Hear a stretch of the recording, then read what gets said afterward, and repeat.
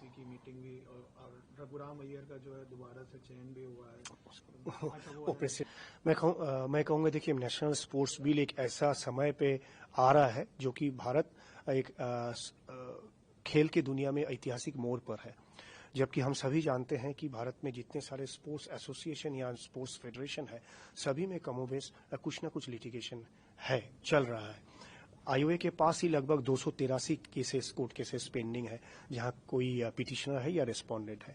Cases district register से शुरू करके सुप्रीम कोर्ट तक है, और इस पे बहुत सारे साधन और समय जाता है। तो मैं समझता हूं कि ये सारे साधन और समय यदि एथलीट डेवलपमेंट में, खेल के डेवलपमेंट लगाया जाए तो उसमें लाभ होता है। स्पोर्ट्स बिल इस एरिया को एड्रेस किया है। दूसरा, स्पोर्ट्स में हमेशा स्पोर्ट्स पर्सन की, एथलीट की, फॉर्मर प्लेयर्स की पार्टिसिपेशन हो, इस बात चर्चा में रहा मीडिया में। पहली बार स्पोर्ट्स बिल इस विषय को भी देखा है। तीसरा, कई लोगों ने कहा कि देखिए, आप जब अनुभवी होते हैं तभी आप इंटरनेशनल बॉडीज में जा पाते हैं, और आपको ये एज के विषय में थोड़ा सा ध्यान रखना पड़ेगा। ये स्पोर्ट्स बिल आपको एज में भी थोड़ा सा रिलैक्सेशन दिया है। दूसरी बात, आपने यहाँ पर जिस तरह से कॉरपोरेट का इन्वॉल्वमेंट लाया गया कि वन कॉरपोरेट वन स्पोर्ट्स, या स्टेट गवर्नमेंट की साथ सेंट्रल गवर्नमेंट की जिस तरह से पारदर्शिता, तो यहाँ पर कोऑर्डिनेशन बनाया गया है, जिस तरह से स्पोर्ट्स कॉन्क्लेव्स हो रही है, जिस तरह से मान लीजिए मैं भी लंबा समय तक फुटबॉल के साथ जुड़ा हुआ हूँ, कम से कम 30 साल से ऊपर हो गया मैं फुटबॉल से जुड़ा हूँ। मैंने भी कभी नहीं देखा कि यूनियन कैबिनेट स्पोर्ट्स मिनिस्टर पूरा दिन उन्होंने बिता रहे हैं सिर्फ अगले 10 वर्षों में फुटबॉल स्पोर्ट्स क्या होगी, और जहां पर कम से कम 33 स्पोर्ट्स फेडरेशन के, नेशनल स्पोर्ट्स फेडरेशन के सेक्रेटरी, प्रेसिडेंट दोनों या तो कम से कम एक वहां पर उपस्थित है। अशोका होटल में हमने पिछले सप्ताह देखा। मैं समझता हूं कि ये सारे जो प्रयास है सरकार की तरफ से, भारत सरकार की तरफ से, प्रधानमंत्री जी का एक सपना भी है कि भारत में 2036 की ओलंपिक हो।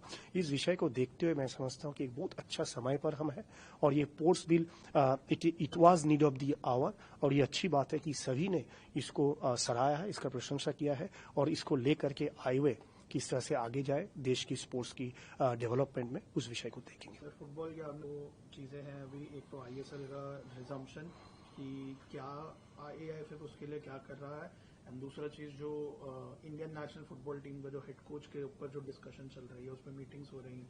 सो इन दोनों विषय पे आप क्या बोलेंगे?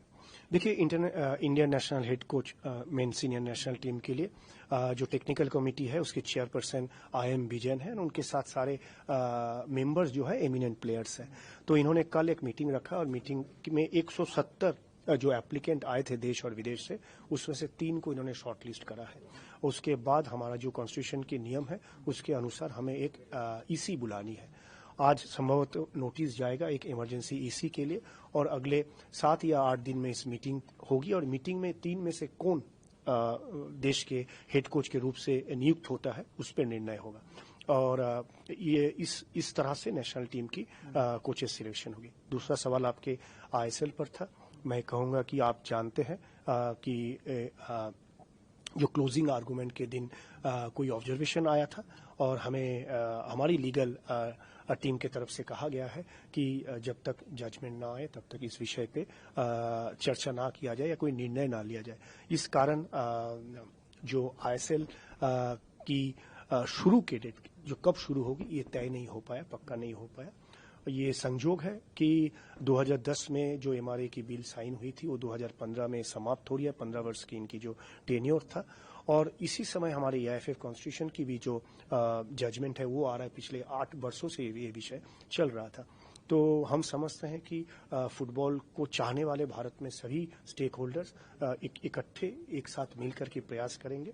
सिर्फ ऑल इंडिया फुटबॉल फेडरेशन का ही अकेले से ये संभव नहीं है। ये बहुत बड़ा निर्णय रहेगा फुटबॉल के हित में, और इस पे जितने स्टेक होल्डर्स हैं उन सबको साथ लेते हुए हम इस पे निर्णय करेंगे।